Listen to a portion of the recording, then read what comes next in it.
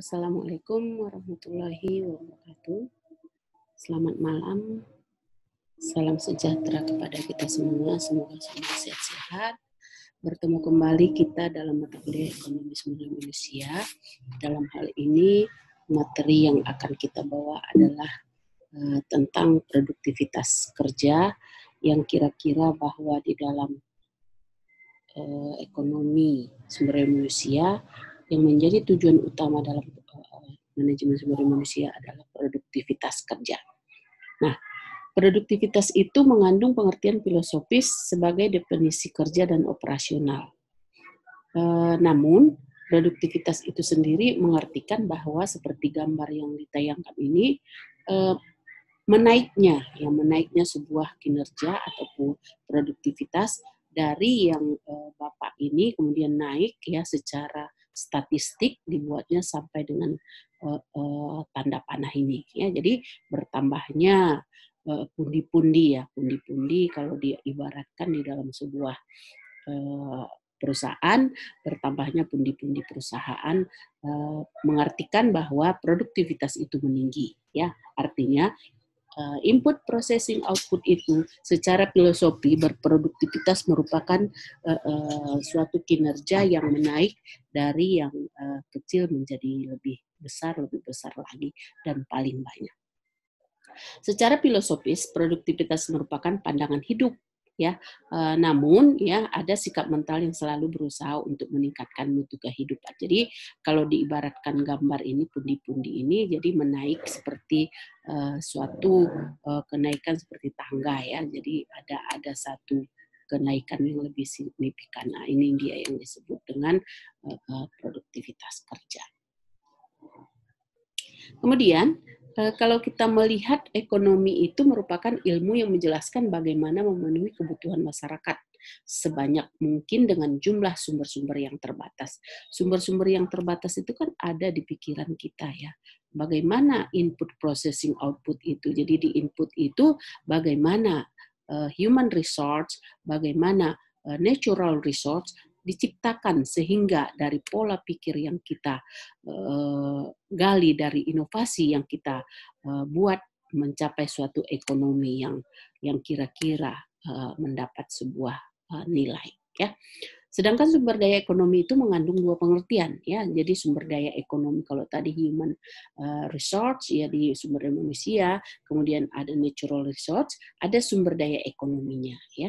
Jadi karena dia berasal dari ilmu ekonomi makanya ada sumber daya ekonomi. Kemudian terbagi atas dua, sumber daya manusia yang mengandung pengertian usaha kerja atau jasa yang dapat diberikan dalam proses produksi.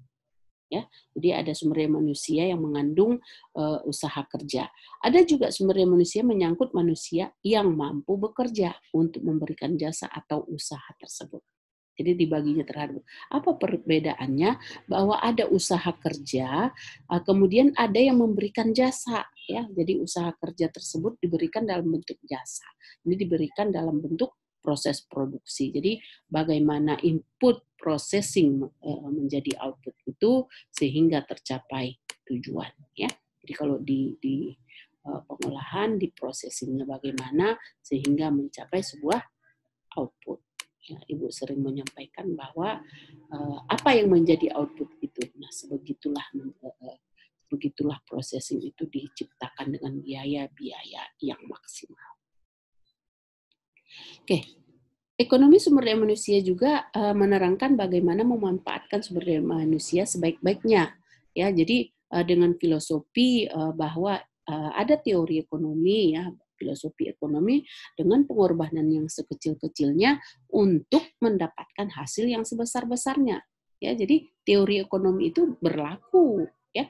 Nah, bagaimana sumber daya manusia itu sebaik-baiknya agar dapat menghasilkan barang atau jasa guna memenuhi sebanyak mungkin kebutuhan masyarakat. Jadi yang diciptakan itu adalah ekonomi sumber daya manusia dengan menerangkan pemanfaatannya dengan menghasilkan barang dan jasa, produk dan servis. Ya.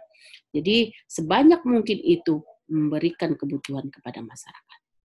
Nah, kalau kita lihat ekonomi sumber daya manusia itu membicarakan tentang faktor yang mempengaruhi penyediaan tenaga kerja. Dari mana dia tenaga kerjanya? Ya, jadi sumber daya manusia itu apakah bermacam-macam, apakah dari pendidikan, ya, dari education, dari sekolah tinggi, ya, dari training, dari training and development, banyak ya. Jadi sekolah-sekolah dan lain sebagainya, atau dari balai-balai latihan ketenagaan. Ya, nah inilah yang menjadi faktor mempengaruhi penyediaan tenaga kerja. Atau ada individu, sebenarnya ada juga individu ini yang langsung melamar ya. Nah, kemudian faktor-faktor yang mempengaruhi permintaan akan tenaga kerja, seberapa besar perusahaan itu meminta tenaga kerja tersebut ya, sesuai dengan kebutuhannya ya. Jadi dia meminta, kalau kita melihat di dalam demand ya, bahwa akan ada permintaan tenaga kerja dengan spesialisasi keinginan daripada perusahaan-perusahaan tersebut. Nah, pasar kerja juga melihat proses mempertemukan lowongan kerja dengan pencari kerja. Jadi kalau di Indonesia ada disnaker ya. Jadi pencari kerja itu pergi ke disnaker untuk mencari lowongan-lowongan kerja. Nah, itu disebut pasar kerja. Ya. Kemudian secara definisi kerja, produktivitas merupakan perbandingan antara hasil yang dicapai. Jadi keluaran tadi dengan keseluruhan sumber daya masukan yang digunakan per satuan waktu. Jadi definisi ini mengandung cara atau metode pengukuran.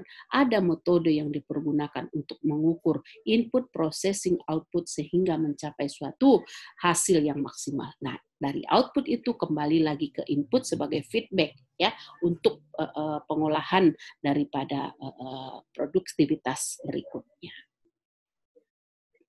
Nah, kalau kita lihat peningkatan produktivitas yang dapat terwujud ada dalam 4 bentuk ya. Dari pertama, jumlah produksi yang sama dapat diperoleh dengan menggunakan sumber daya yang lebih sedikit. Nah, itu tadi teori ekonominya ya, bahwa di dalam jumlah produksi dia memakai teori ekonomi dengan pengorbanan yang sekecil-kecilnya untuk mendapatkan hasil yang sebesar-besarnya. Ya, tapi kadang-kadang ya prinsip-prinsip itu sudah baku, tetapi masih banyak dipakai oleh orang-orang yang memiliki perusahaan-perusahaan.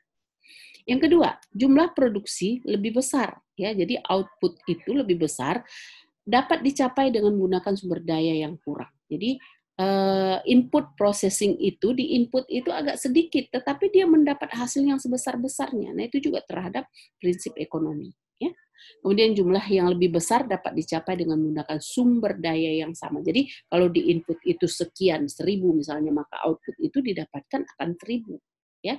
Jadi di dalam processing itu dengan metode pembuatan, dengan mesin sebagai alat pendukung dan lain sebagainya, diproseslah dia sehingga mencapai hasil apa yang dimasukkan atau biaya yang dimasukkan sama dengan output ya, yang terjual atau yang dikeluarkan.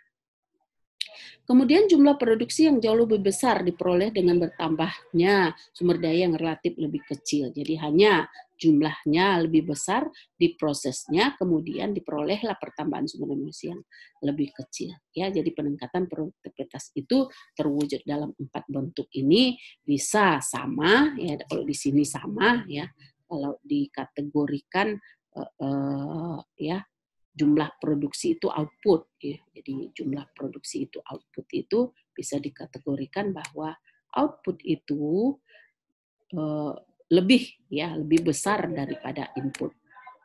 Itu teori yang pertama ya. Jumlah produksi itu dicapai dengan menggunakan sumber daya yang kurang ya.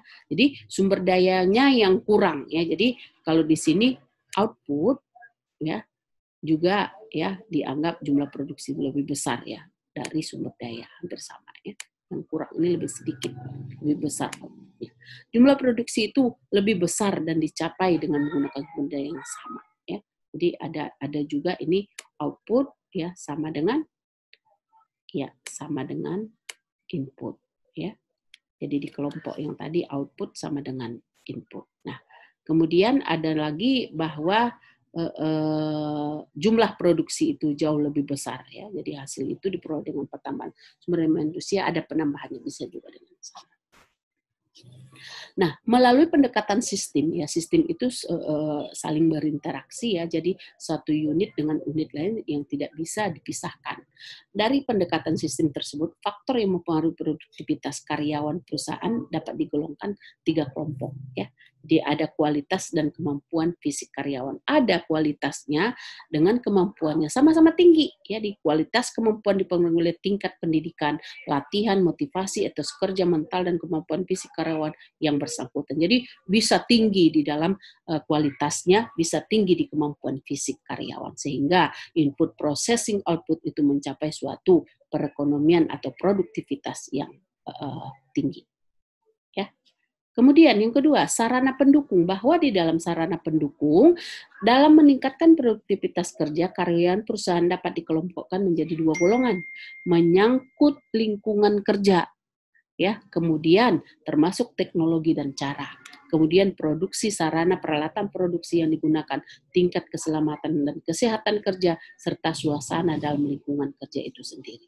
Kemudian menyangkut kesejahteraan. Nah, lebih terjamin ya di dalam kesejahteraan. Jadi pengupahan, jaminan sosial, dan jaminan keberlangsungan kerja itu lebih tinggi. Itu sarana pendukung. Biasanya perusahaan-perusahaan yang besar akan memberikan kesejahteraan yang baik dan terjamin dalam sistem pengupahan dan jaminan sosial. Yang terakhir, suprasarana, bahwa perusahaan tidak terjadi dalam isolasi. Ada yang terjadi di dalam perusahaan dipengaruhi oleh apa yang terjadi di luarnya. Jadi tidak dimasuki ya, tidak dimasuki tetapi tidak diisolasi ya, seperti sumber-sumber faktor produksi yang digunakan seperti prospek pemasaran, perpajakan, perizinan, lingkungan hidup dan lain sebagainya. Baik, itu sebagai materi kita pada malam hari ini.